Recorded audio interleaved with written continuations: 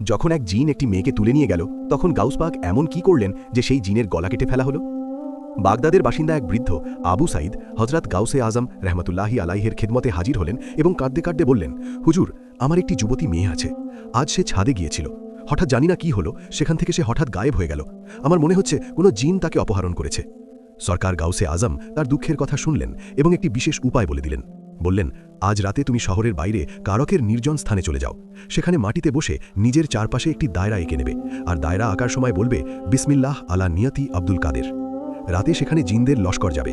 তাদের চেহারা ভয়ঙ্কর হবে, কিন্তু তুমি ভয় পাবে না। তারা তোমার দায়রার ভেতরে ঢুকতে পারবে না। শেষে জিনদের বাদশাহ আসবে, তুমি তাকে আমার সালাম দেবে এবং তোমার মেয়ের ব্যাপারটি বলবে। বৃদ্ধ সেই হুকুম অনুযায়ী ওই নির্জন স্থানে গেলেন এবং দায়রা এঁকে বসে পড়লেন। যখন রাত হলো তখন ভয়ঙ্কর চেহারার জিনদের দল সেখান দিয়ে যেতে লাগলো। কারো মাথা ছিল না, আবার কারো অনেকগুলো মাথা ছিল।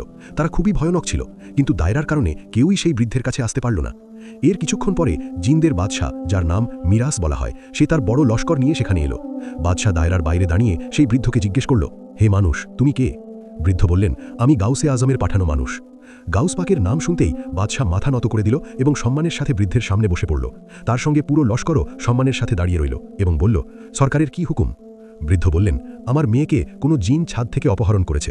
সরকার হুকুম দিয়েছেন যেন আমার মেয়েকে আমাকে ফিরিয়ে দেওয়া হয়। জিনদের বাদশাহ সঙ্গে সঙ্গে তার লস্করের মধ্যে ঘোষণা করালো, কে এই লোকের মেয়েকে তুলে এনেছে। অল্প সময়ের মধ্যেই এক জিনকে ধরে আনা হলো। সে ছিল এক চীনা জিন এবং তার কাছেই সেই মেয়েটি ছিল। বাদশাহ খুব রেগে গেল। সে সেই জিনকে জিজ্ঞেস করল, তুমি কি জানো না এটা বাগদাদ আর এখানে গাউসে আজমের হুকুমত চলে? তুমি এত বড় দুঃসাহস কিভাবে করলে? তারপর সেই জিনের গলা কেটে ফেলা হলো এবং মেয়েটিকে নিরাপদে সেই বৃদ্ধের হাতে তুলে দেওয়া হলো। সুবহানাল্লাহ! গাউসে আজমের এমন মর্যাদা যে জিনরাও তার নাম শুনে থরথর করে কাঁপে।